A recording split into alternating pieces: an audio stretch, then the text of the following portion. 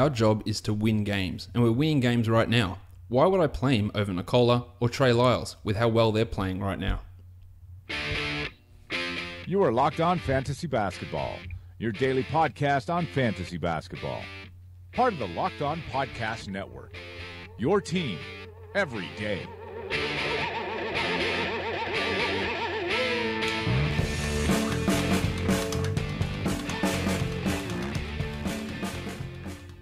Hello and welcome to the Locked On Fantasy Basketball podcast brought to you by Basketball Monster. My name is Josh Lloyd and I am the lead fantasy analyst over at basketballmonster.com, and you can find me on Twitter at redrock_bball. Lots to talk about today. We're going to have the 10-game recap of Wednesday's action. We're going to preview Thursday's 5-game slate.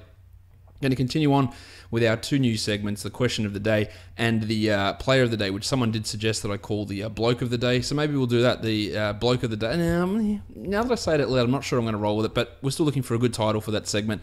So I am still going to be thinking, but at this point, we're just going to go with the player discussion of the day, which we do just before we do the DFS portion of the show. And it's going to vary. Yesterday I talked about Jahlil Okafor at length, and something I forgot to add to that Jahlil Okafor discussion. For all this talk about him getting in shape, hasn't even played for the G League team. If you want to get into game shape, go play for the G League team. Just a really, really bizarre situation all around, and all the shade getting thrown at Philadelphia seems a little misplaced given how he has behaved. But I talked about that quite a bit yesterday. We've got lots to talk about today, of course, so let's get to it. Apologies if you did tweet me today. Once Jeff Teague went down, I was just getting smashed. Obviously, I have to do work as well, so I'm working on Basketball Monster. I'm writing stuff up. I'm preparing the podcast, doing all that sort of stuff, and just literally hundreds of questions pouring in, and I couldn't get to everyone's questions. I put as many thoughts as I could out there about the Jeff Teague situation. I'm going to talk about that on today's show as well, but let's start off where we start off most shows, and that is the monstrous line of the night, and it goes to Anthony Davis. Charged. Totally charged, Tone. Totally charged, Dan. Spot on, Tone. Yep. Tone was charged. Tone was spot on. Tone Davis took full advantage of the Brooklyn Nets front court, as many big men have done all season. 33 and 11 for Davis, 4 triples, 2 assists, 1 steal, 6 blocks, 11 of 19 from the field, and 7 of 8 from the free throw line. He's the 6th ranked player this season. He's playing 35 minutes a game. He's played 29 games. He's missed, how many games? He's missed 4 games so far this season. Yeah, there's been a few scary moments where he's left games early, maybe 2 of those or 3 of those. So actually, let's have a look. There's been 3 games that he has left early as well, but only missed the 5 games, this season, but putting up fantastic numbers, even alongside Boog Cousins. 25 and 10.5, 0.7 threes, 2.5 assists, over a steal, over 2 blocks, 57, 80, and 40 as his percentages. So we're looking at a true shooting of almost 65%. Tone Davis has been fantastic, and you were able to get him at a pretty nice spot in drafts. He's returning that same sort of value, and of course, the only thing you really worry about with him is the injuries. But he's been okay the last couple of years. 75 games last year. Yeah, missed 5 already so far this season, so we're looking at on pace for around that 75, 74 mark again this year, which would be another really strong return. I don't know how long it's going to take for him to shed that injury-prone label, but going by history of people commenting on the NBA, probably never. But we will see how that goes. The waiver wire line of the night is also your young gun of the night, and it's Bogdanovic of the Sacramento Kings. 16, 3, and 8 for Bogdan. 3 threes, 4 steals, 1 block, 6 of 9 from the field, 1 of 1 from the free throw line. Now, on yesterday's podcast, I said, is Josh Richardson the Heat's best player? I feel more confident about saying that Bogdanovic is the Kings' best player. You know my take about Bogdan being better than Buddy Hield, and whenever Buddy has a big game, someone always tweets that back to me. Hield better than Bogdanovic. I will comfortably take Bogdanovic over Hield pretty much every day of the week. He has a decently consistent role, which is about the only positive thing you can say about this Kings team. Even though they did beat the Cavs today, in terms of you getting consistency out of any of the players, it's really up in the air what Dave Yeager does. But Bogdanovic is a top 100 player over the last 2 weeks in 29 minutes, averaging 12, 3, and 3.5, 2 threes, a steal on 58, 63, and 50% shooting. There are a few things there that aren't realistic. The 50% shooting, the 58% from the field, and also the 63% from the line. That will come up. But he is a good guy getting assists, 3.6 over that time, a steal a game, 2 threes. He does have value, and he probably should be owned in all 12-team leagues. The problem we're going to have is going to be consistency and what they do in terms of his role, but he is the best passer on this team, I would say, and he should be running a lot of stuff, especially while De'Aaron Fox is out, who's more of a scorer. Despite the fact that Fox can't shoot, people think that makes him a Ricky Rubio, Rajon Rondo type of point guard, when he's not. He's not this guy that's just looking for assists. He's not that. He's a scorer who can't shoot. So Bogdanovic is the best creator on this team. He's a good shooter. He's a strong defender also. So I do like I like his prospects. The thing that is handbraking him, of course, is Jaeger. But his numbers recently have been relatively consistent, whether he's started or come off the bench. Over the last 10 games, he's played 30, 33, 33, 29. A weird 18-minute game in his first start, whatever that bullshit was. 33, 29, 29, and 31. So some relative consistency in his playing time, because I believe that Jaeger is actually realizing that Bogdanovic is their best player and needs that consistency. And I don't care if he comes off the bench. I don't care if he starts. I just want him to play 30 minutes a night. And that's where we're at the moment, and he's putting up some good numbers. The dud of the night. Julius Randle. Ugh, yuck. 6 points, 3 rebounds, a 0-0, 2 of 5 from the field, 2 of 6 from the line. In large part because he played just 11 minutes. Since Brook Lopez went down, he played 8 minutes. Cool, work that one out. 24 minutes and had 21 and 10. Brilliant, fantastic. 23 minutes, 16 and 9. Great. And then 19 minutes for 16 and 7, and then down to 11. I am sure that Luke Walton... let's try again. I'm sure that Lakers fans are getting pissed with Luke Walton. I am not convinced that he is a good coach. In fact, I think that at the moment he is not, and he is a bad coach. Yes, he could get better. But some of these decisions are infuriating. I know many, and I'm not the biggest Julius Randle fan out there. I know Matt Smith's a huge Randle fan. There are plenty of people who really like Randle, and I've been impressed with what he's done this season. But the way he's being used is outright baffling to me, and I am sure there is organizational pressure on that based on what they're going to do with him in the offseason. And to me, Anthony Irwin, the host of Locked On Lakers, had some good tweets about this today or yesterday. I don't remember what day it was, talking about how the Lakers used to have this excellence based on former players being so good and coming back to the team when other teams were doing the same thing. It's just that their former players were better than everyone else's. But now that other teams have moved into the 21st century, the Lakers are getting a little bit left behind in that sort of realm. So it is something that is worth monitoring. Seeing what happens with them in the offseason is going to be very, very interesting. And Randle's future is up in the air, but he is your dud of the night. I would still own him in 12-team leagues, despite this sort of dicking around that's going on. He could play 26 in the next game. We just literally have no idea what Walton's going to do, and it's a pretty sad state of affairs for Randle and for Lakers fans, unfortunately.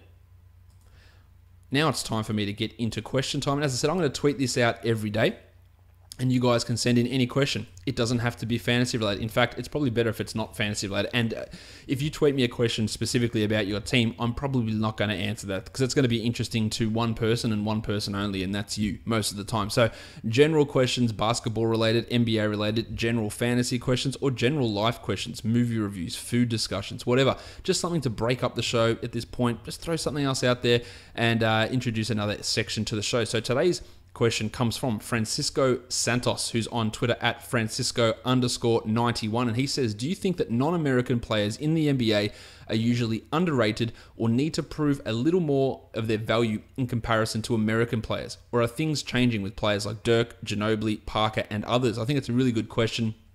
And it applies to other things as well, which I'll talk about. But yes, I do think that non-American players do need to prove more, because people still have this, and probably the majority of people that listen to this podcast or are super, super into the NBA and digest it on a daily basis and read articles and read blogs and listen to all these podcasts, they don't think that. But the casual fan, yeah, absolutely. Oh man, another soft Euro. Why are we drafting these soft Euros?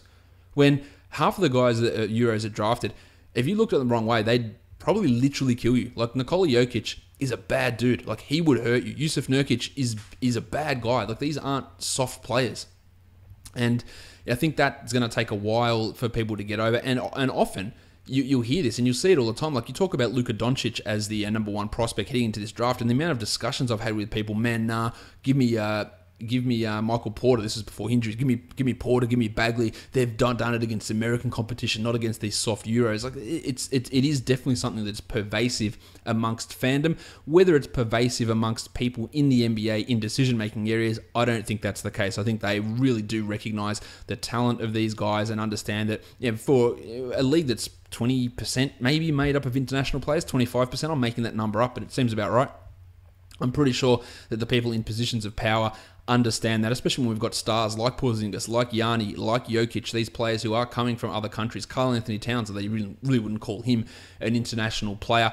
Ben Simmons coming along, Joel Embiid. Look, these are all international guys, and it is starting to change a little bit of the perception, but there is still that, especially for players who don't go to college in the States. So Embiid, Simmons, these guys did go to college in the States. I guess they're considered American as such, whereas guys like Yanni, Porzingis, the guys, Jokic, who come from overseas teams, they're looked down on a little bit more. But I think it's a good question, and I get it all the time. If ever I have arguments with people who don't follow me and come into my mentions and tell me that Derrick Rose is an MVP and that Rajon Rondo is the greatest point guard to ever live, and whatever other bullshit arguments they want to have, that Jimmy Butler's an athlete and he should play 45 minutes a night without getting tired, the standard argument I get back is, man, you're in Australia. What would you know? You're not even American. You wouldn't know anything about basketball. Stick to soccer, I get, which I don't understand, or stick to rugby, which again I know nothing about. So I haven't. They're not even that big a games here. Rugby is definitely not our national game, but I get that all the time from these casual type NBA fans who think they know what they're talking about. So it does pervade across the across fandom in a lot of areas, but in terms of higher ups, I don't think it's too much of a problem. So thank you for your question, Francisco. I do think that is it is something that is worth mentioning. All right, let's get into talking about these games now, breaking down the action that went on in the NBA on, what day was it? On Wednesday, where we had a full 10-game slate, so lots of action going on there. The first game, the Dallas Mavericks and the Indiana Pacers. Dirk, second game of a back-to-back, 26 minutes each night. People were really worried about him in the preseason. He's going to play 20 minutes a night. He's going to rest all the time. I wasn't as down on him as that. I said, I don't think that's the case. I think there's a distinct chance he plays more minutes this season than he did last season because he was battling Achilles problems last year. But I didn't think he was going to have his most efficient shooting season out of the last 4 years, which is what he's done this season. And that is really fueling his numbers at the moment. If he's on a wire, go and grab him. I'm not sure how high his upside is, and I think the shooting may regress, but it's Dirk. You can't really ever question his shooting, but we're talking about a guy who's at like 48% from the field and was like 42 the last 3 years, so it's a significant jump. He had 15 and 7 with a 1-1 in 26 minutes on a back-to-back. It doesn't get much better than that. It gets better for the pencil. He was terrible, 13, 2 and 2 in 31 minutes, while Dennis Smith Jr. played 29 and had 9, 4 and 1. I like the 29 minutes, but still not really giving the value. And plenty of people have asked that question. Is he a guy that I can drop in, say, a 10-10 league to add one of these hot free agents? I still, in most cases, if I'm sitting pretty well, I would hold, but I could understand with the reticence that Rick Carlisle seems to have as to playing him 35 a night and the return of Seth Curry at some point, although I get the feeling we might. I legitimately think there's a 25% chance that Seth Curry does not play at all this season. I think that's a possibility going by the words that he says and by Carlisle saying it basically they're going to return at some month, we hope. It won't be December. We got that one wrong.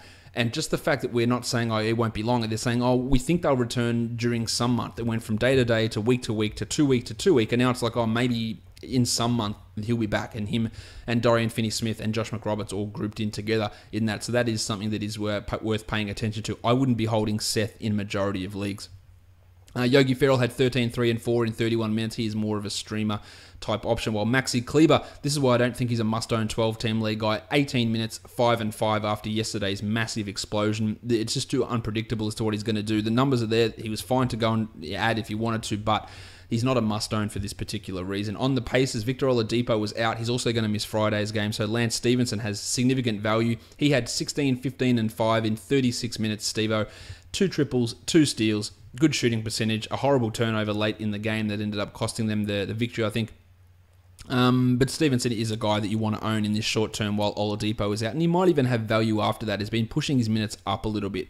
Miles Turner, 16 and 6, 2 steals and 2 blocks, so a nice performance there. While Dazza Collison played 35 minutes, had 16, 3 and 7. He had to have that extra playing time because Oladipo was out. That also forced more minutes for Corey Joseph and for Mighty Joe Young.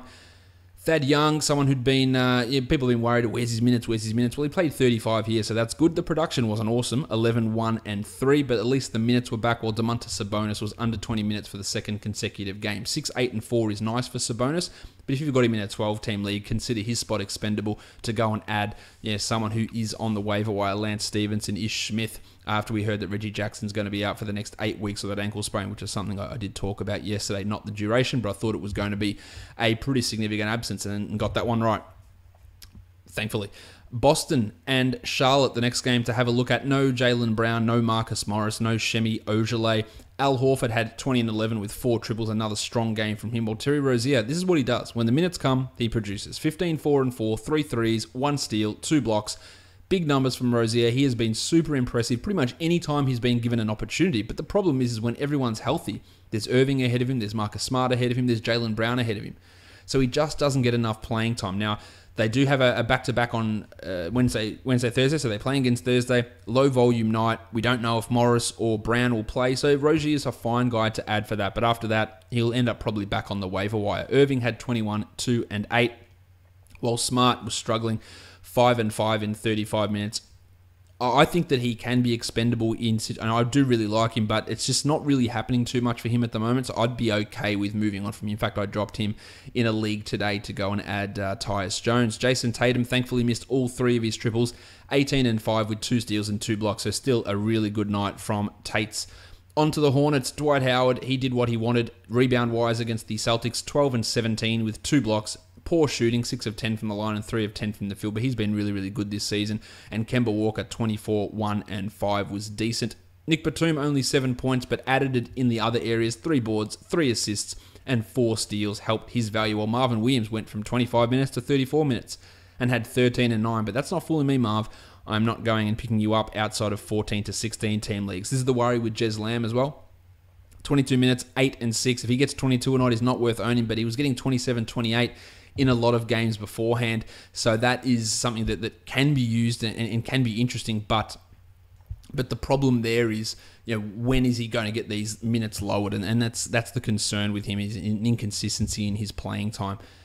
The next game, the Wizards and the Hawks, huge win for the Wizards. For the Hawks, terrible loss for the Wizards. Otto Porter, 15 and 7 with 2 steals, just really consistent numbers there. Now that Johnny Wall is back, while Beal had 20 and 6 with 3 steals and 2 blocks. Their bench continues to be horrific most of the time. Gortat was putrid, 2 and 4 in 21 minutes for Gortat, 1 of 6 from the field. He's owned in 85% of leagues. That is just bananas. It's way too high.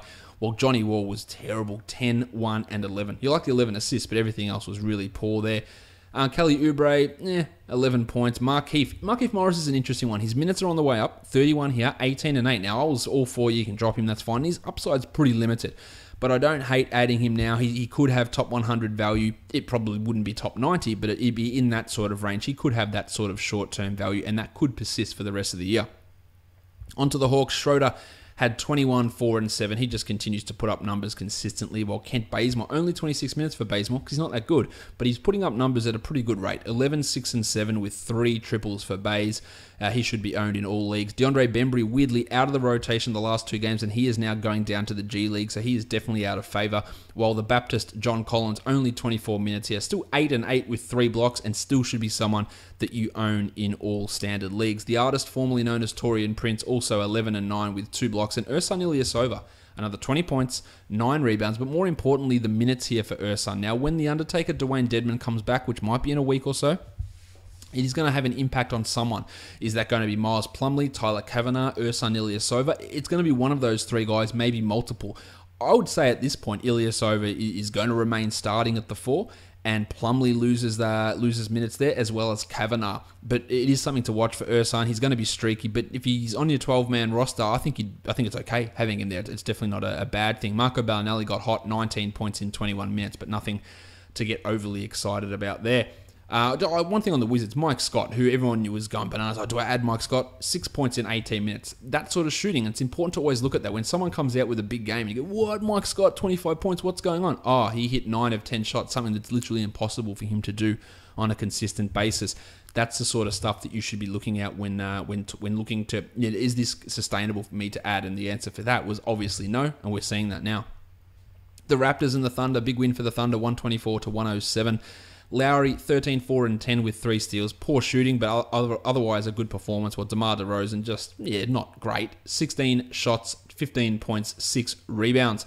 CJ Miles got hot. He can do that, but he doesn't do it often enough to justify owning him outside of, say, 16 to 18 team leagues. And the return of Delon Wright, the return of CJ Miles is really putting a cramp on the Jedi OG Anunoby's value. 20 minutes for OG, 6 points, both from threes, continues to hit his threes, no other numbers, and he's not a 12er, he's not a 14-team league guy at this point, whereas Delon, he might become a 12-team league. At least he has streaming potential, 6 and 4 in 16 minutes for him. Valanciunas, hey, he got it done, unsurprising.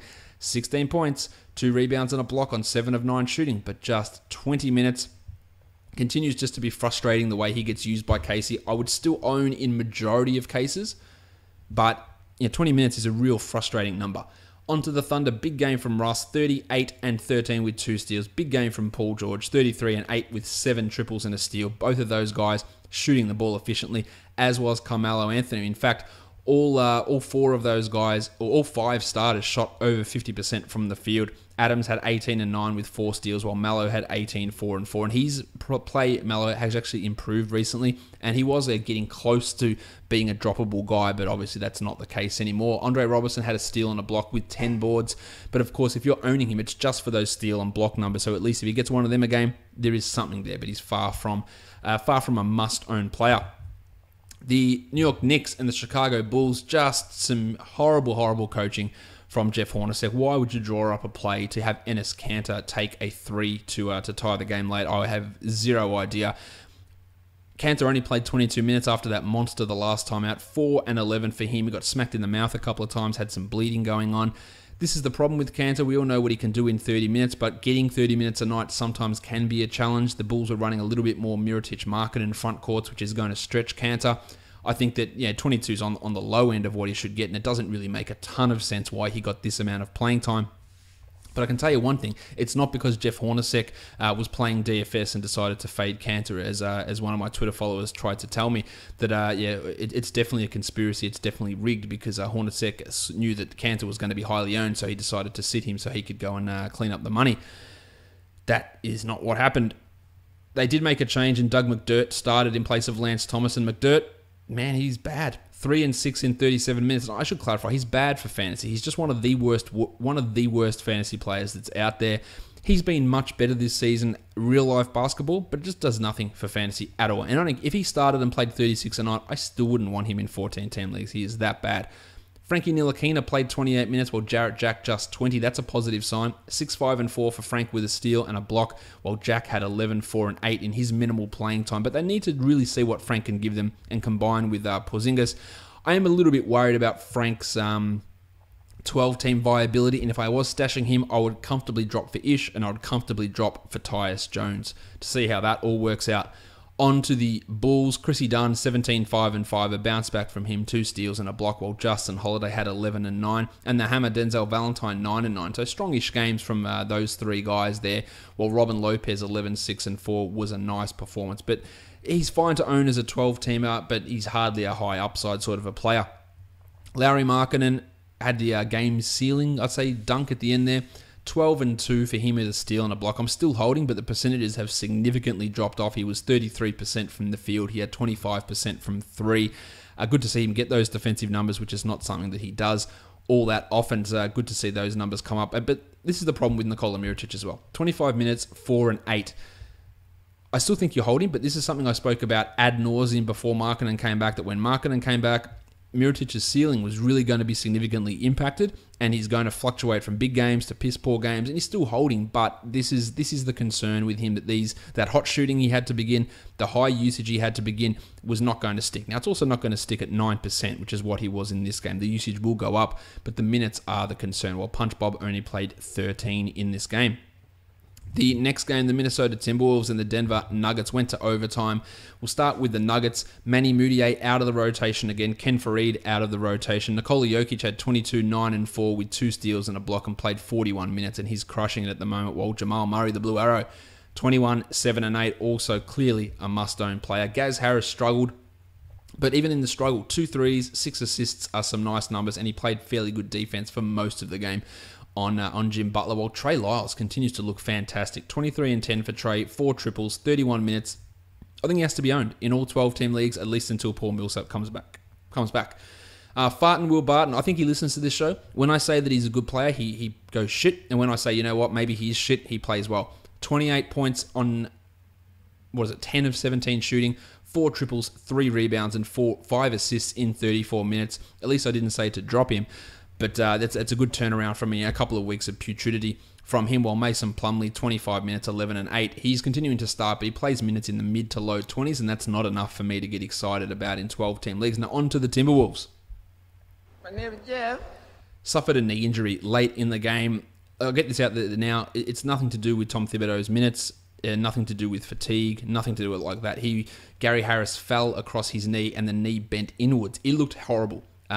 He was straight away grasped at the knee, had to be helped off the court. Now, there are a couple of things to talk about here. I don't know what the actual situation is here with Teague, but I do know a couple of things, and this is from years of watching this and reading and paying attention to the NBA. The team came out and the report says Jeff Teague has a left knee injury and an MRI tomorrow. All right, when that sort of vague statement comes out, it's normally not good, and they're holding off the bad news until they get confirmation. That's usually the case. When Jabari Parker and Zach LaVine hurt their knees and tore their ACLs, Jabari has a left knee sprain. Zach LaVine has a bone bruise, I think they said, in the knee, or a knee soreness, or whatever it was. And not Jabari, but LaVine, I think, walked off the court after his injury. Doctors can diagnose ACLs with fairly high accuracy. I wouldn't say what percentage it is. Straight away. They can go in and they feel the knee and they go, done. But teams aren't going to release that information. So the fact that they came out with this weirdly worded, they didn't just say it was a knock, they didn't say it was a bump, they didn't say that, they said knee injury, evaluated tomorrow. That's followed up by beat reporters then saying there is definite concern in the air for Teague. Putting those things together makes me think that they're talking about a significant injury here. Now, it might not be a full ACL tear. It might be an MCL injury. It might be an 8-weeker. But there is no circumstance that Teague does not miss any time with this injury. There is zero chance of that. I'm happy to say that. The Timberwolves play on Thursday. There is zero chance that he plays in that game. Whether he avoids the ACL injury and it's just an MCL injury, I'm not sure. But we're talking, if I had to guess, I would guess ACL. And in a better case scenario, it'll be MCL 8 to 12 would be my guess. But that is complete guesswork. And in that case, you want to own Tyus Jones. Now, Jonesy averaged 40 minutes in the 3 games he started for Teague earlier this season, averaged 12, 3, and 7, 4 steals a game, that'll come down, and shot the ball really well. But he is a must-own guy. And the questions were pouring in. Do I add him over Ish Smith? Well, I guess that depends on what you think, because Ish is going to have 6 to 8 weeks worth of value. If Tyus has 2 weeks, then I'd probably own Ish. But Jones is a much better player than Ish Smith and a much better fantasy player. So if you're going to get 4 weeks out of Tyus, I would rather have 4 of him versus 6 of Ish. And I think we're getting at least 4 of Teague out, but that is just a guess on my behalf, and that is the gamble I would take.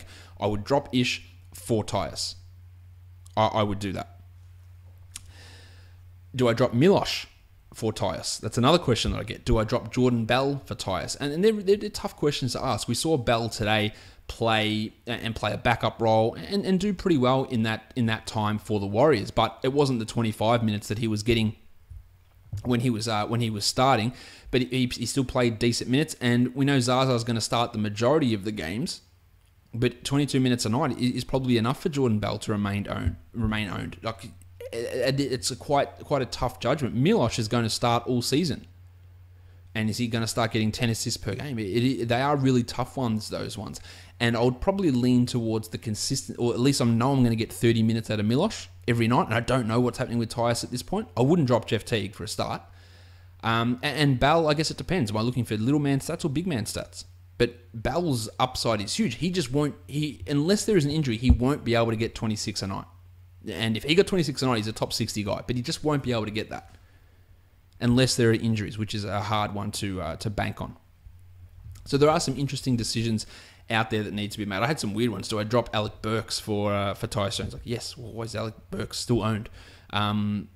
So yeah, that's there is plenty of decisions that you need to make with that. But I'll be looking in every league. Hey, is Jones available? And then making that decision from there.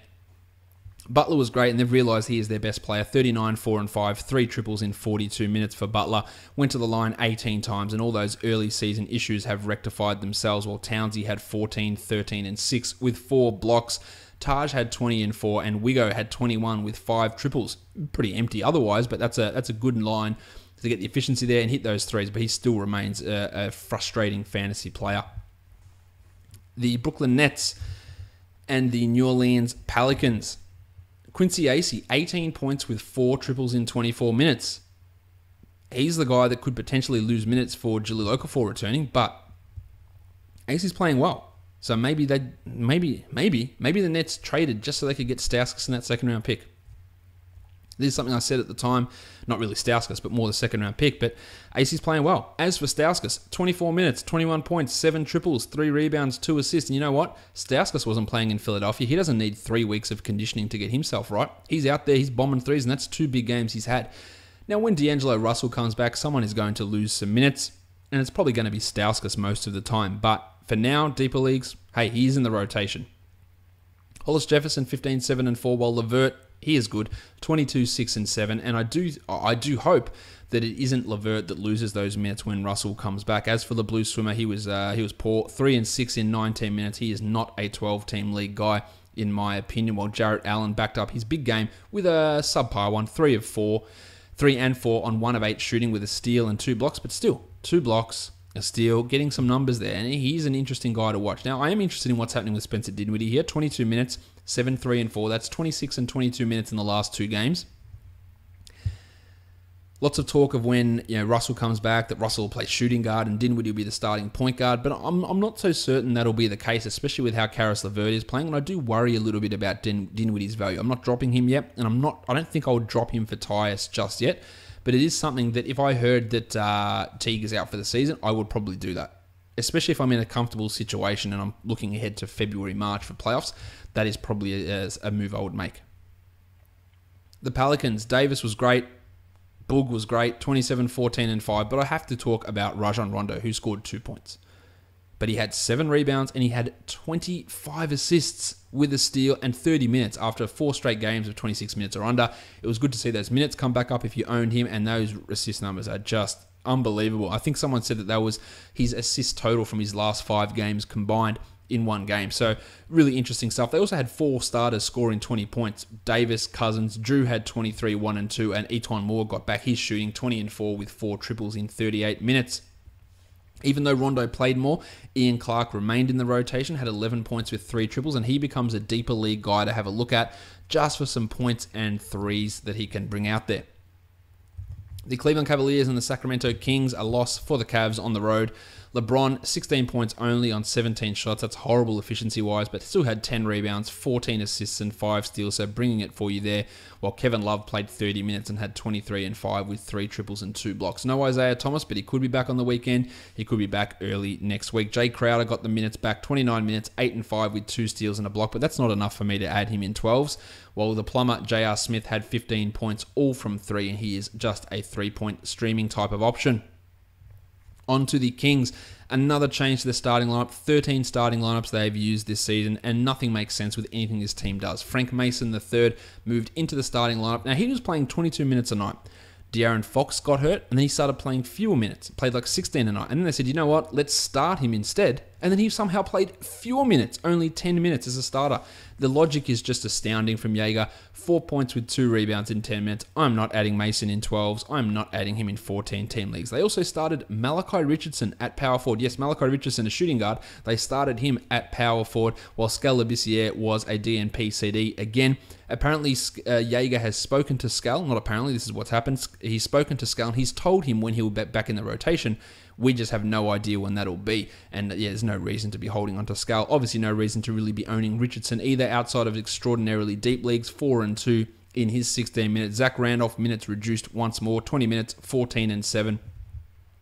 Still someone to hold, but I do fear that this might become closer to his norm. But in Sacramento, nothing's the norm. It changes every game. Much as it did here, as Willie Cauley-Stein moved to the bench, because that's what you want to do. Why wouldn't you? 36 minutes for Cauley-Stein off the bench, 17, 9, and 4. Big game there. And Budrick Hield, who had started 2 games in a row, went back to the bench and played 24 and had 8, 2, and 4 with 2 triples. If you want to own him, fine. I just don't think that he's a good player. Plenty of people disagree with me and think that he can be some sort of star. I don't think that at all with Bud. So I'm not, especially with this dicking around of minutes, it is hard. Also awesome when you can get 30 minutes out of Vince Carter. That's fantastic. 24 points with 4 triples, 5 rebounds, a steal and a block. He was red hot in this one, no doubt, but he hadn't even played in the last week or so. That meant that Justin Jackson played fewer minutes and Costa Koufos was a surprise DNP CD. So as I said, there's just nothing predictable about anything that the Kings are going to do, except that you know that it's going to be unpredictable. That's it. That's all there is. The Memphis Grizzlies beat the Los Angeles Lakers backed by MVP Tyreke Evans. 32, 7-7 in 32 minutes for Tyreke. He was questionable in this game. Game time decision. Started, played 32 minutes and dominated. His story this season has been fantastic. And I got him, I think, in over 50% of my leagues. And I am very bloody happy about that. Jarrell Martin made the start. There was no JaMychal Green. There was no Brandon Wright. Chandler Parsons, who'd started the last game, he went back to the bench, even though he was available, so he went off the bench. And Jarrell Martin had 20 and 8 with 2 blocks in 32 minutes. Martin was a guy who was apparently waived in the preseason when the Grizzlies had like 18 guaranteed contracts. It was reported that he was waived. He got a reprieve, made the final cut, and now he's starting and played 32 minutes. I wouldn't be banking on this happening as a regular thing, but it's something to pay attention to. Gasol had 11, 9, and 5 with 3 blocks, while Kobe Simmons only 17 minutes here as Mario Chalmers was somehow back in the rotation. JB Bickerstaff just throwing shit at the wall and seeing what's going to happen. 22 minutes for Chalmers, 5, 1, and 1 with a 1-1. Absolutely nothing to get excited about. But I'll tell you what is exciting. Deontay Davis, 2 blocks, 14 points in 15 minutes. I love his fantasy upside. I just got to work out if he can get shit going on in his head, much like Marquise Chris, and they are very similar players in that regard. On to the Lakers. Talked about Julius Randle's weirdness. Larry Nance, just 19 minutes, 12 and 9 for him, but that's a good performance. But who knows what we're going to get out of Nance. He's a borderline 12-team league guy, while Kentavious Caldwell-Pope had 16, 2 and 2, and Jordy Clarkson, 22, 4 and 2. He has got a definite reprieve since Lonzo Ball has been out. Josh the Hitman Hart, 30 minutes, 9 and 8, played some point guard. Once Lonzo's back, he's going to go back to a 20-minute role. But he is showing what he can do. He was a rookie that I was pretty interested in, just long-term, how his numbers actually look. And he's shown some really good on-court play. And you feel like he's going to be a rotation player for a long time. Brandon Ingram returned. He was on a minutes limit, so he played 44 minutes. I would hate to have think what he would have done if he hadn't have had a minutes limit. Just going to show that either A, coaches talk shit consistently, or they have no respect for medical staff and information that would lead to the preservation of their health and safety of their players. Either one of those two, whichever it is, it's not a good look. 23, 4 and 4 with 2 blocks for Ingram. A horrific 5 of 11 from the line, but otherwise a pretty good line. While Andrew Bogut started, played 13 minutes. No idea why he continues to start. Kyle Kuzma, the future MVP, suffered a knee in the quad. He was putrid in this game, like just bad. 4 of 24 from the field. Now, I know I've talked plenty of times about Kuzma, saying he's not going to be able to continue this shooting, and I've looked like a dick for 3 months. Is the regression coming? I don't think it's coming this hard. I don't think he's going to shoot 17% or go 1 of 11 from 3 all that often. But none of his numbers made sense. They didn't make any sense based on what he'd done in college. Nothing of it made sense. He's still, of course, a guy you want to own, but this is the concern, that when so much of his value came from high-efficiency scoring, is that when the shot falls off, is he bringing enough? Now, the 8 boards and 2 steals were good here, but it is something we want to pay attention to, because this was just a horrific shooting performance from the future MVP. The last game of the night, the Utah Jazz and the Golden State Warriors. Rocket Rodney Hood, 26 points with 5 rebounds and 3 steals in just 29 minutes as the Jazz got smashed by the Warriors. Rocket should be owned, as should the Don, who had 17 and 7, of course. And the Jazz sprung a surprise, and they started Tabo Cephalosha, who was out of the rotation. He played 33 minutes, had 11 and 8 with 2 steals and a block. He replaced Jonas Jerebko. who was a DNP CD in this game, while Joe Johnson played just 15 minutes. Birksey had 10, 2, and 3, and Rick Rubio 10, 2, and 2 with 2 steals. Still not getting it done. 26 minutes. In an 8-team league, I would drop Rubio. In a 10, I would consider it. I probably wouldn't drop him for Ish. I definitely wouldn't drop him for Ish. I probably wouldn't drop him for Tyus.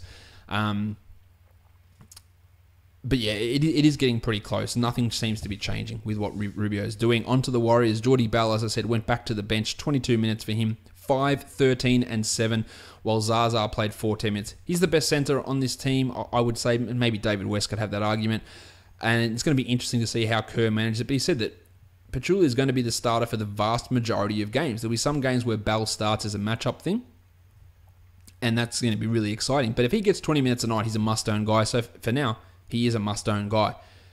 Clay had 15 points with 3 triples, and Uncle P had 15 points in his 22 minutes. Omri Caspi sprained his ankle late, 10 and 4. He's not a huge part of the rotation, of course, but if he misses, there's going to be some more playing time for guys like Young and Pat McCaw once Steph Curry returns. So McCaw moved to the bench and had 18 and 4. A strong game from him, but Curry's return is imminent, so not a huge amount to see from Pat unless Caspi does have to miss some time. All right, that wraps up all of the action from Wednesday. I'm going to take a quick break, and then we're going to come back with the player to discuss for the day, and then look at some DFS action, so make sure you're staying tuned for that. In the meantime, I will give you a song by the band Big School, and the song is called Change Your Mind. I will see you back to talk some DFS and the player of the day in a minute or so.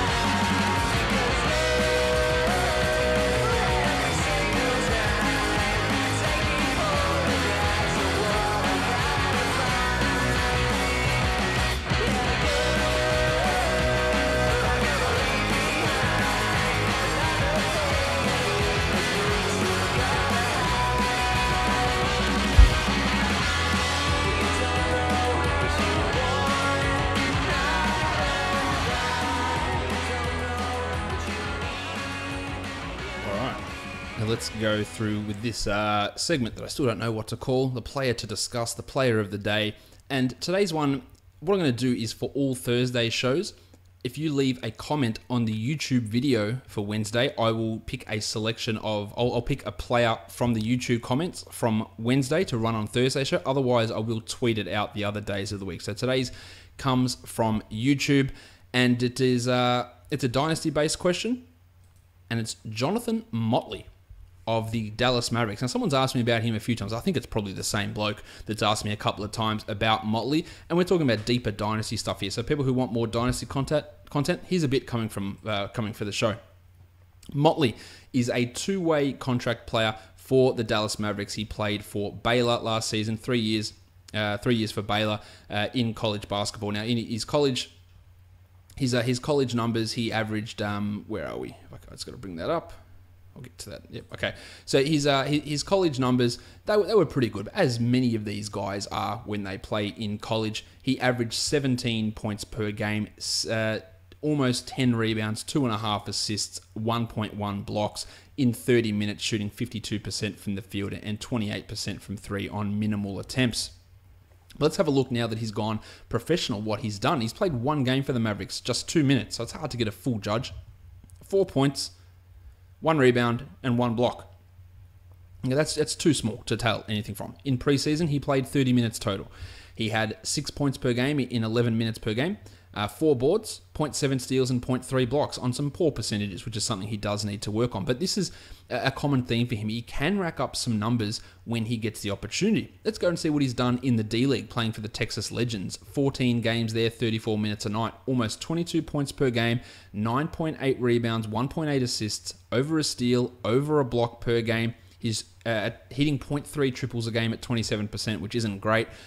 His free throws are a concern, 68%, 54% from the field. He's got a PER of 22. He's a positive on-off guy, +6 net rating, true shooting of 58. So his numbers are okay there, but I'm more intrigued about the block potential, the defensive potential, and his ability to put up some scores in a small period of time. Now, he's a little bit undersized. He's only 6'9". He did play some center at Baylor. He's more of a power forward there. And the thing we look at here is with Dallas, like, who's their power forward? Is it the pencil? Do they want to run him there?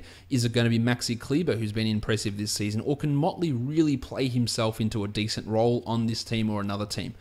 I'm going to tend to say no about it. I think he's in a similar boat to, say, Christian Wood from a couple of years ago, who looked great in college and put up these great numbers, did D-League stuff, great analytical stuff, but could never get it figured out on the court. And I get the feeling that Motley might be that player.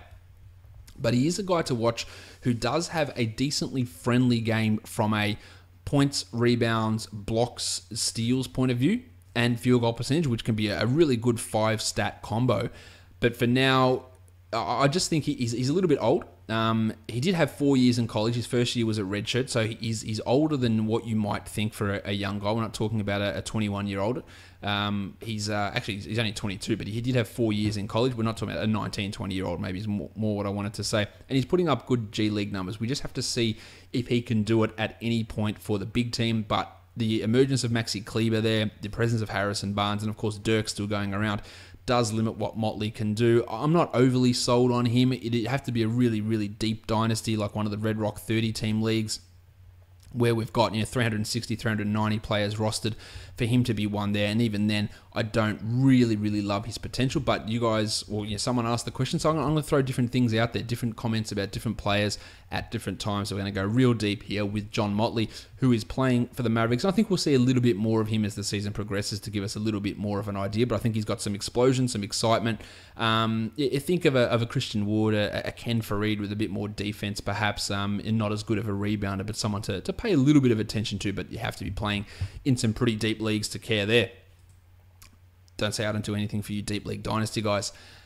Perfect DFS lineup on Fanjul. Rajon Rondo 47.9, Russell Westbrook 58.1, Bradley Beal 46.7, and Bogdan Bogdanovic 42.6. Lance Stevenson 42.5, and Vince Carter, yes, Vince Carter 39.5. Tone Davis had 69.2, Jarrell Martin 34.6, and Steve-O Adams 42.8. What a perfect lineup.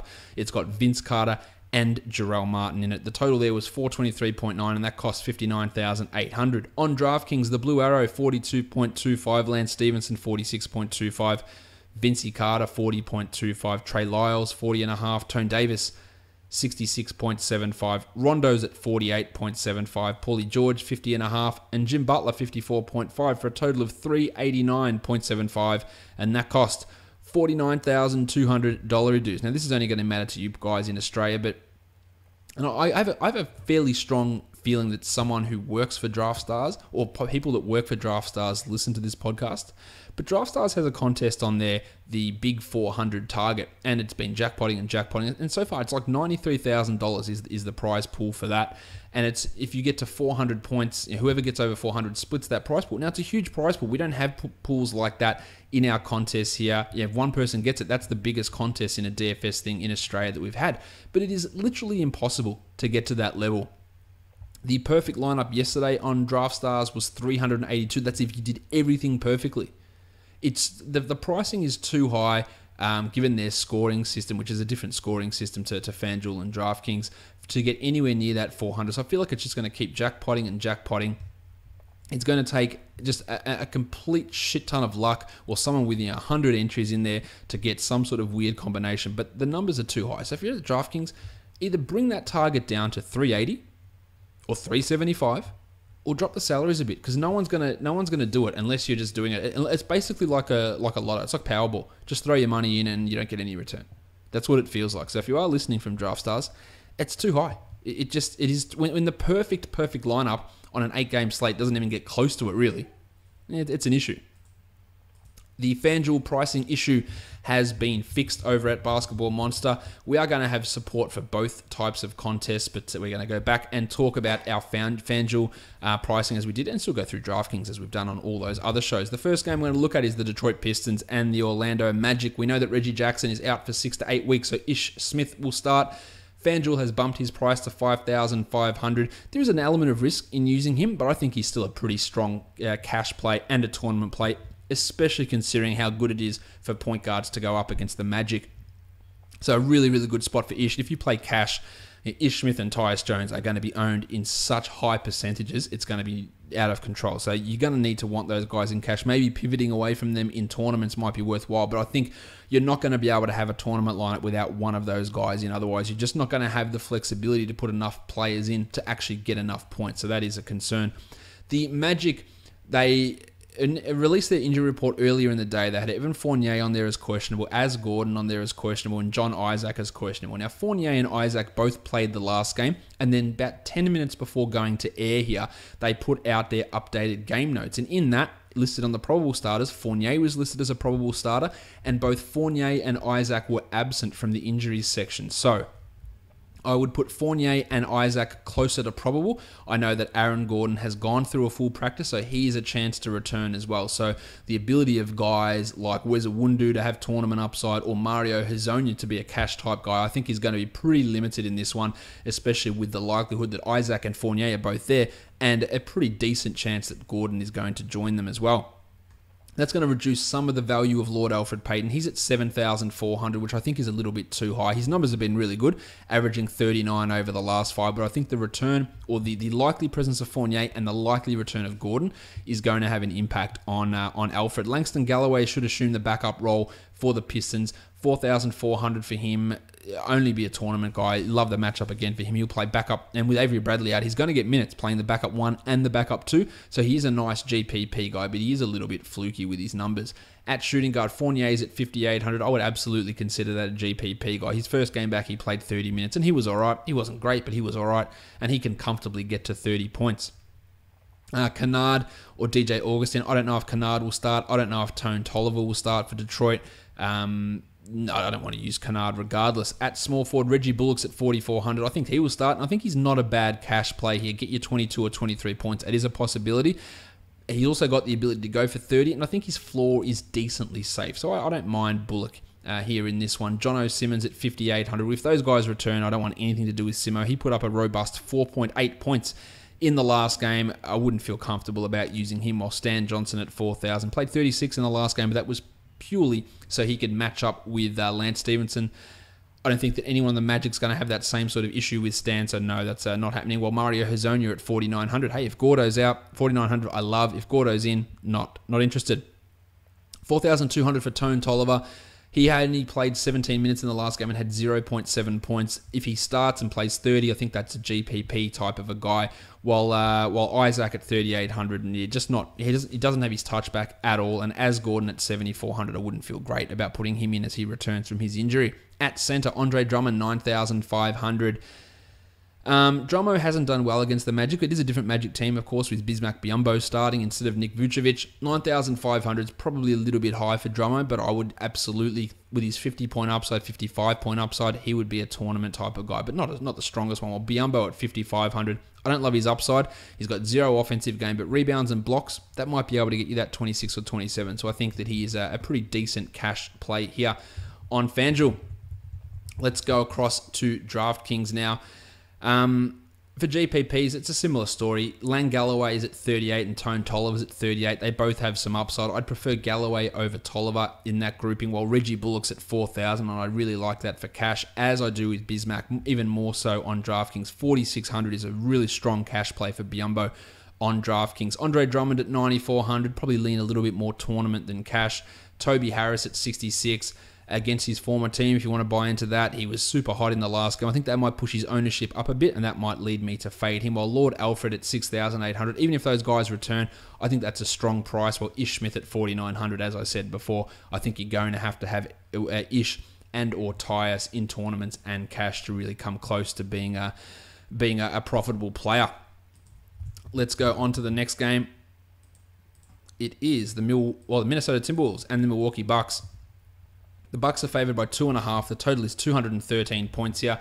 There's no way Jeff Teague plays in this one. And Aaron Brooks also missed today's game due to an illness. So there could be a real point guard issue, and that could be 40, 42 minutes for Tyus. Maybe Marcus Georges-Hunt plays some backup minutes there, or Jim Butler handles the backup point guard role. But we could be seeing some big minutes for Tyus Jones. He is at 3,600. That is as absolute smashable in cash as anything. I think it has to be. He should be 100%. Rostered in cash. I think Tyus Jones, I think he's going to be that high. You're going to have him pretty much. That price is just so sexy. $100 above minimum. It has to be rostered. I can't see how you wouldn't at that sort of a price. Eric Bledsoe, 7,600. Been putting up some okay numbers lately, averaging 41 over his last three. That's better than okay. I don't mind him here, but I think there are better options out there, especially with those guys like Smith and Jones, as I mentioned. Dellavedova, Aaron Brooks, maybe Brooksy as a GPP guy you could have a flyer on if Thibodeau decides to do something just insanely stupid and start him, which he actually did the first game that Teague missed this season with the Achilles injury, but no. Andy Wiggins, 5,400. That's super cheap for Wiggo. He had 27 today, which is value at 5,400. I don't feel good about him for cash, but at that price, I don't hate it, and I absolutely do like it for tournaments, especially on a 5-game slate. Chrissy Middleton's at 7,500. Feels a little bit too high, while Broggo's at 5,500. He's getting 30 minutes a night now. Hopefully that continues, but Jason Kidd, is he going to go the Jason Kidd lottery, as he said the other day? I've got no idea. But I think that for 5,500 for Broggo, I think that's a pretty good floor for cash. I really like that.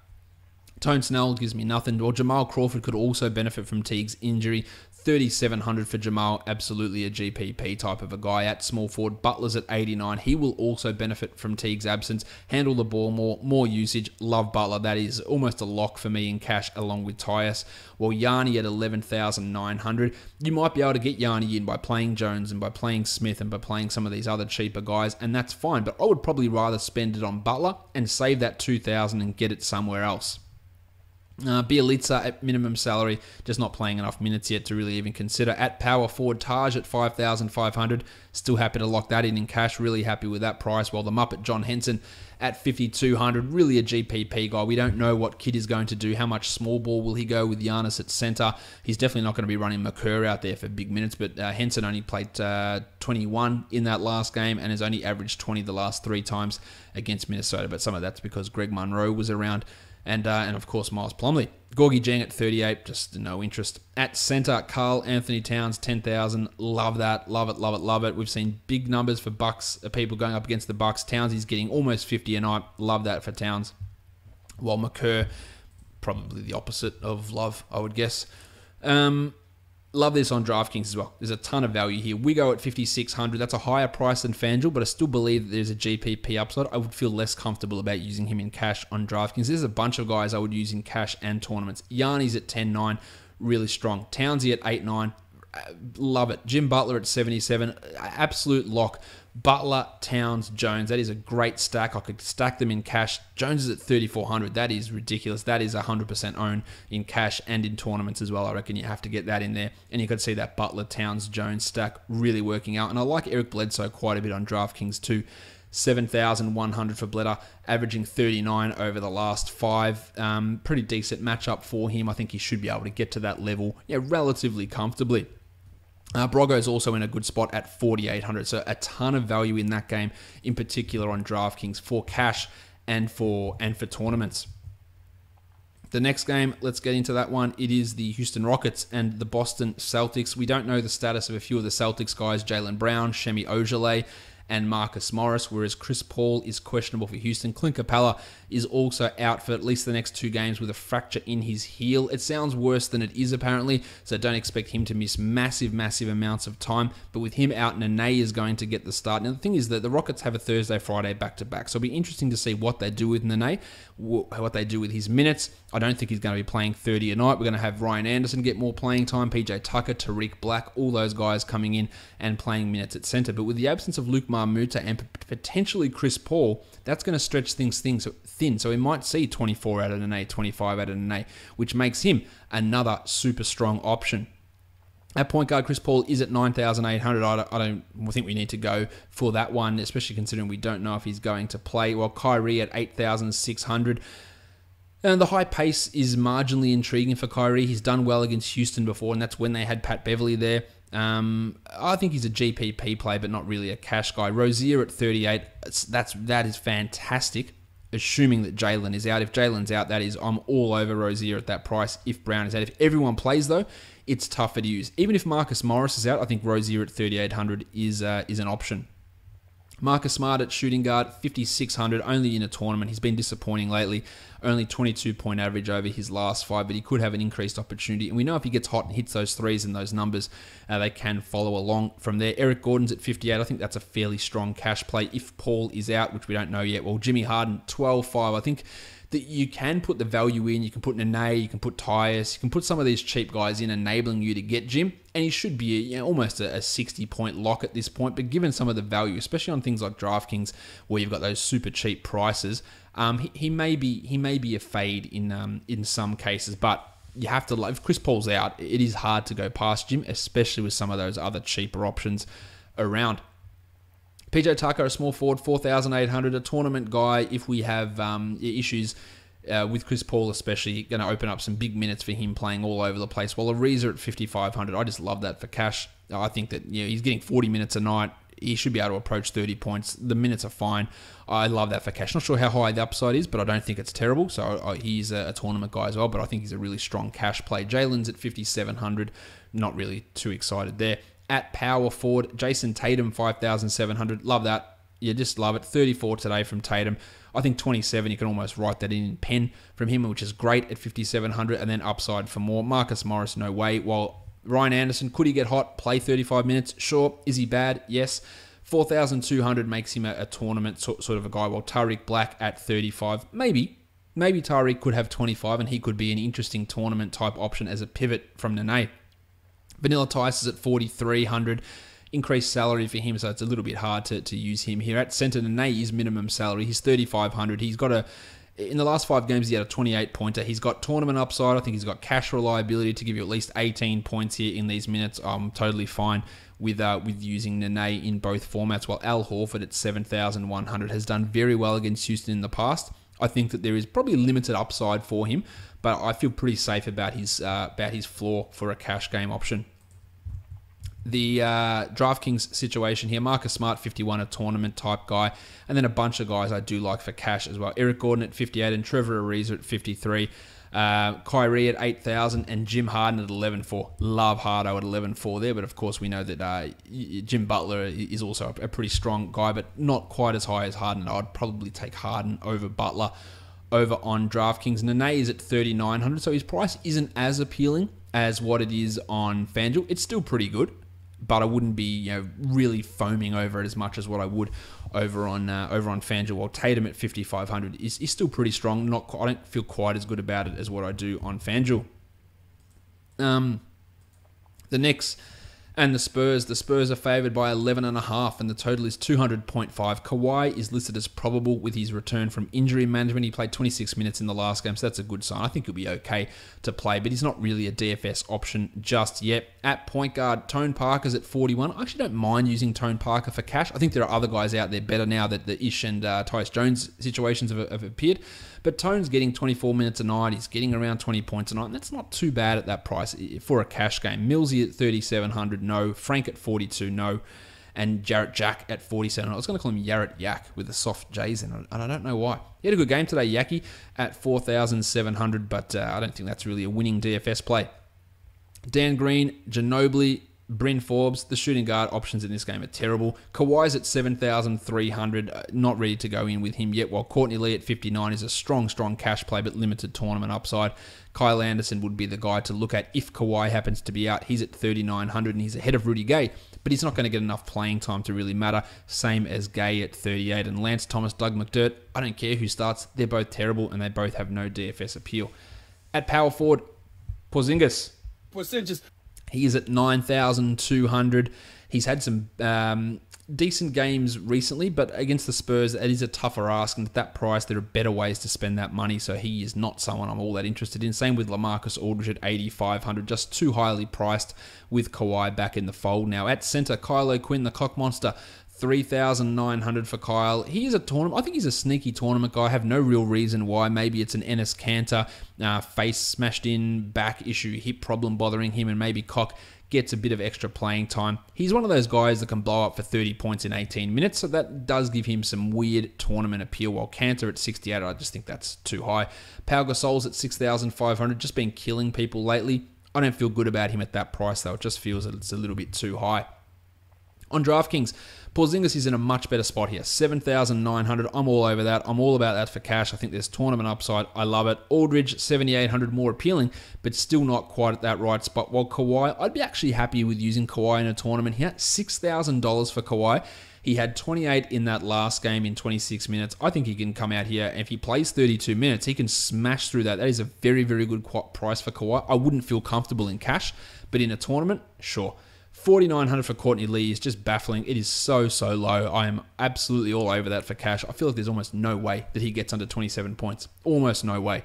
While Frank the Tank, that's not his nickname. Let's just go back with Frankie Ntilikina. 3,700. Big minutes, poor production. Not really all that interested in him, and not a lot of other guys worth discussing on the DraftKings slate.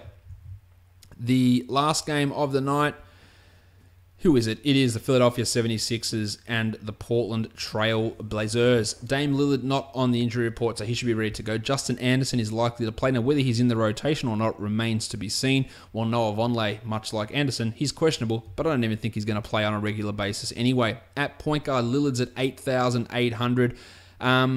Feel okay about using him, but I still prefer those cheaper guys at point guard. 8,800 is fine. He's got definite 45-point upside in this game, whereas you got Shabazz Napier at 38. With Lillard back, his recent performances are going to fade away. TJ McConnell's at 46. Strong game from TJ in the last one. Really tough to rely upon him for DFS. Same with Bayless.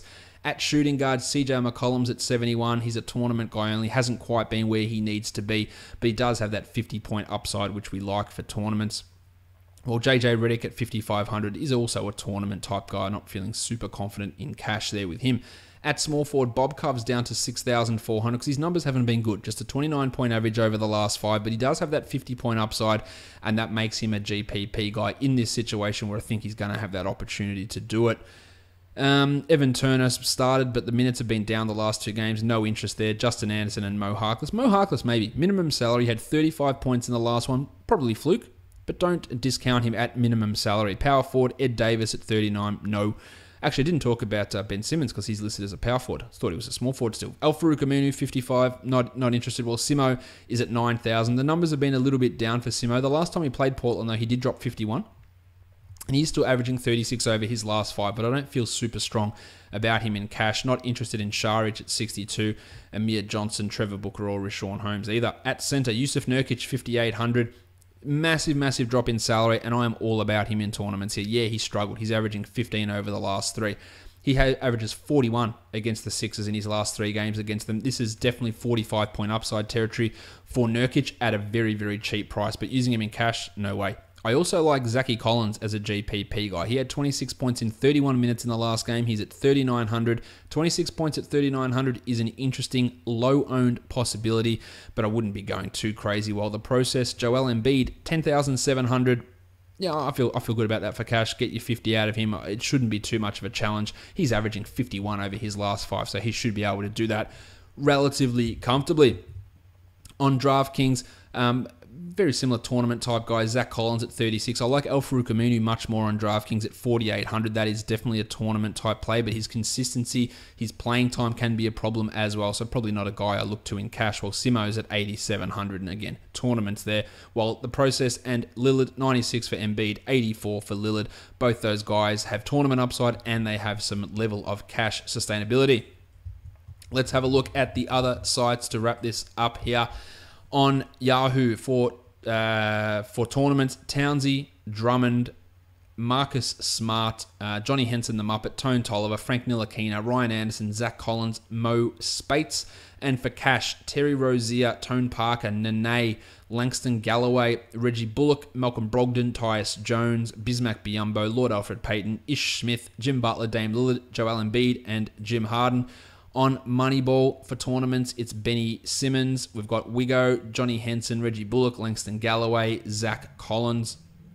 And for cash, Nene, Eric Gordon, Brogo, Tatum, Tyus, Bismack, Alfred, Ish Smith, Jim Butler, Karl Towns, and Giannis Antetokounmpo. You can put Jim Harden in there as well. And on Draft Stars for tournaments, it's Lillard, it's Leonard, it's John Simmons, Tone Tolliver, the Muppet, Langston Galloway, Mo Spates, Zach Collins. And for cash, Nene, Reggie Bullock, Jason Tatum, Bismack, Courtney Lee, Brogo, Ish Smith, Lord Alfred, Al Horford, Toby Harris, Kyrie Irving, Andre Drummond, Karl Anthony Towns, Joel Embiid, Giannis Antetokounmpo, and Jim Harden.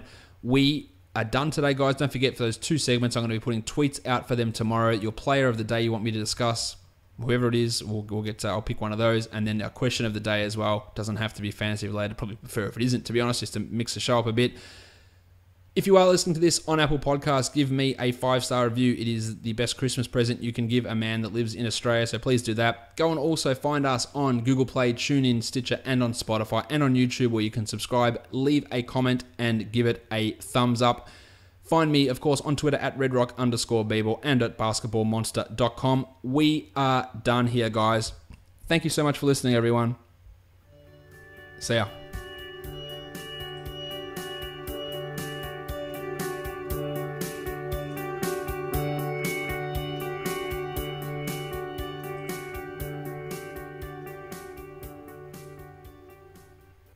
Dr. Michael Malone.